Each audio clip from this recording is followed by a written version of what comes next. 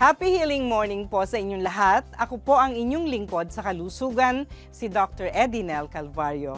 At welcome po sa inyong kinagigiliwang healing show ng bansa, ang Healing Galing sa TV.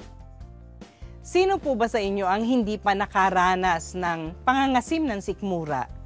Dahil po ang tiyan natin ay naturally acidic. Marahil lahat po tayo ay nakaramdam na ng asim sa tiyan at least isang beses sa ating buhay. Posibleng dahil ito sa nakain o nainom natin o pwede ring dahil nasobrahan tayo ng kain or nalipasan ng gutom. Ang madalas na pangangasim ng sikmura ay maaari pong mauwi sa acid reflux o hyperacidity, isa sa mga pinakapangkaraniwang digestive problems sa buong mundo.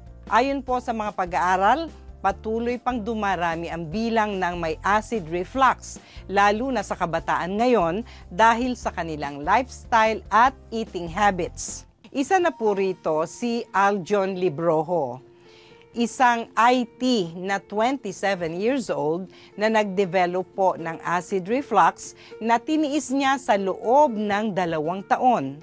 Panoorin po natin.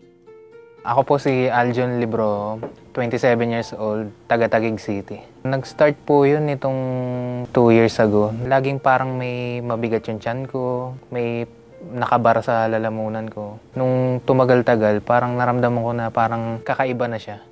Na halos parang akala ko po ma-heart attack na po ako. Tuwing gabi, natutulog po ako. Bigla po akong magigising, tapos pakiramdam ko po na parang nalulunod po ako. Yung time na may pasok po ako nun, naramdaman ko po na parang kakaiba na po yung acid na nararamdaman ko. Yung sobrang bigat ng tiyan, tapos parang may umaakyat, tapos grabe na po yung palpitation. Medyo kinabahan ako, nagpa-check up na po ako. Yun po, may acid reflux daw po ako. Ang tiyan natin ay natural na may taglay na acid dahil kailangan ito sa pagtunaw ng pagkain. Tumataas po ang acidity level ng tiyan kapag kumukonsumo tayo ng mga pagkain at inuming acidic din gaya po ng kape na paborito ni Aljon. Kapag hindi naagapan ang pagtaas ng stomach acidity, maari po itong mauwi sa ulcer o gastric cancer. Paano nakatulong ang Healing Galing gamutan sa kondisyon ni Aljon? Panoorin po mamaya sa aming kwentuhan sa Ang Galing. Sa Healing Katanungan, mga nagtatanong tungkol sa acidity ang ating pong papayuhan. At sa ating Garden of E, gagawa po tayo ng tsaa mula sa halamang tsaang gubat o Fukien tea na ginagamit para sa sakit ng tiyan at marami pang ibang pakinabang. Kapag malusog ang tiyan ay masigla ang katawan. Paano maa-achieve yan sa natural na paraan? Ituturo po natin ngayong umaga dito lamang sa inyong kinagigiliwang healing show ng bansa, ang Healing Galing sa TV. Ano po ang gamot sa pangangasim ng tiyan? May acid reflux po ako. Ano po ang HG meds ang pwede kong i-take? Mga tanong tungkol sa acidity ang sasagutin ni Dr. E. At halamang tsaang gubat ang tampok sa Garden of E para sa sakit ng tiyan at iba pang pakinabang sa pagbabalik ng Healing Galing sa TV.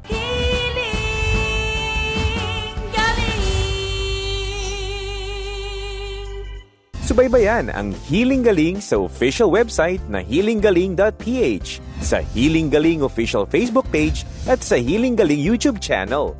Pinapayo ni Dr. E ang paggamit ng Healing Galing Guava Soap at iba pang Healing Galing organic soaps gaya ng aloe vera, avocado, banana, lemon at seaweed. Handog ng inang kalikasan. May hatid na kalusugan ang luntiang kalikasan. Yan ang paniniwala sa natural na paraan. Mga produktong organic ang sagot sa karamdaman. Basta't holistic approach ay yung susundan. Sabon man o oil, maging organic orals.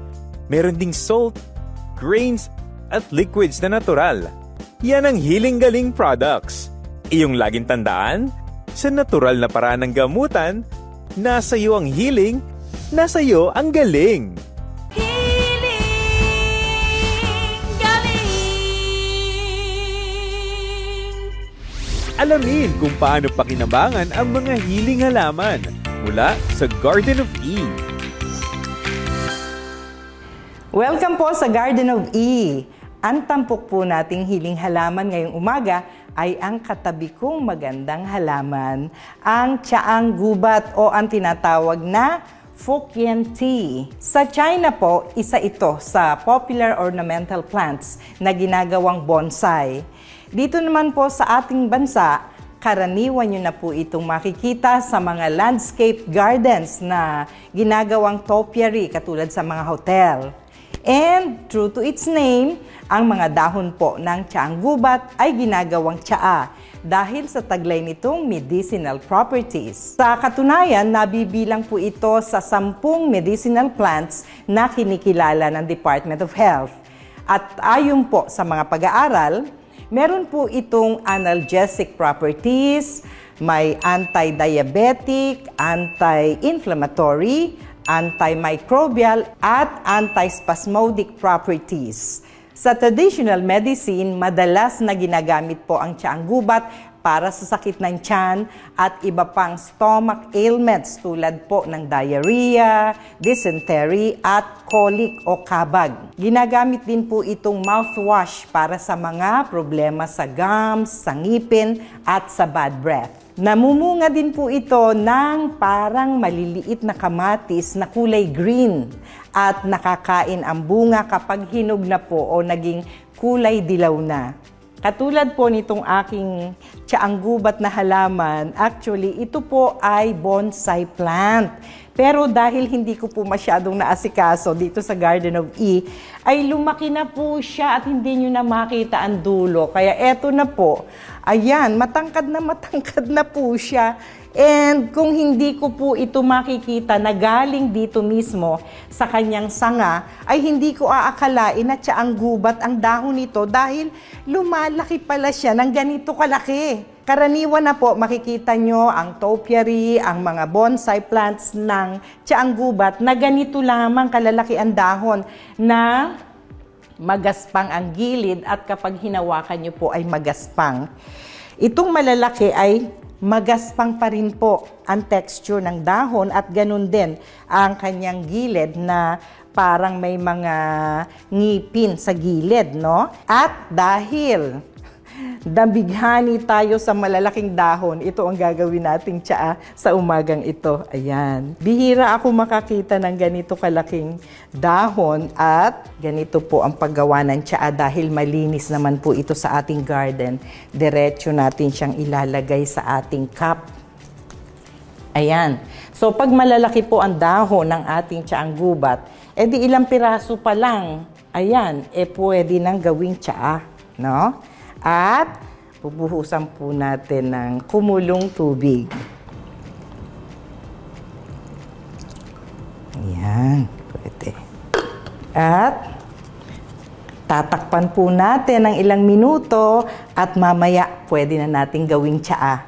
Sa mga interesado po na magtanim ng tsaang gubat, pwede po itong itanim gamit ang kanyang tangkay. Ayan, itong medyo kaya ng mabuhay na bahagi ng sanga ng ating tsaang gubat, pwede na po nating maparami ito at mabilis lang po itong mag-ugat. At minsan, pagka-establish na po siya, kaya ng pabayaan. O kaya kahit hindi siya madiligan, ay survivor po, no? Ang ating tsaang gubat. Pero mas maganda na naaasikaso natin at madalas na nadidiligan. Tikman na natin ang lasa ng ating tsaang gubat. Sa mga gusto po ay mas malasa at mas makulay ang ating dahon, pwede po itong pakuluan ng direkta. Ang ginawa ko lang po ay binuhusan ko ng kumulong tubig pero tsaa na rin po ito. Mabilis lumasa ang kanyang tsaa. Herb na herb po ang dating nito at pwede po itong inumin kahit bago matulog dahil nakakatulong din ito na pampahimbing sa pagtulog. Sana po ay makinabang kayo sa ating hiling halaman ngayong umaga. Hanggang sa susunod na Garden of E. Mga tanong pangkalusugan, bibigyang kasagutan sa Hiling Katanungan. Sa atin pong hiling katanungan, may tanong si Lourdes Kasaysay. Sabi niya, "Hello Doc, ano po ang gamot sa pangangasim ng tiyan? Thanks po." Si Jen Felix naman, sabi niya, "Doktora, kada umaga po pagising ko ay mapait na maasim ang panlasa ko.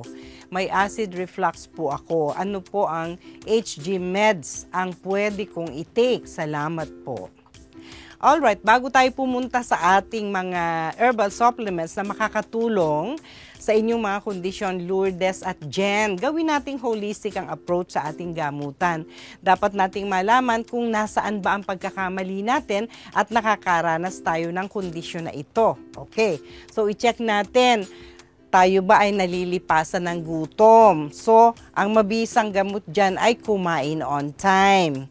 Ngayon, kung kumakain naman on time pero napakahilig sa mga maaasim, aba ay ititigil na rin natin yan. Diba? Kung araw-araw sinigang o lagi kang may sausawa na suka na iniinom mo pa, or mahilig ka dito sa mga bubbly drinks katulad ng soft drinks, ng beer, ng coconut juice, at kape ng kape, yan.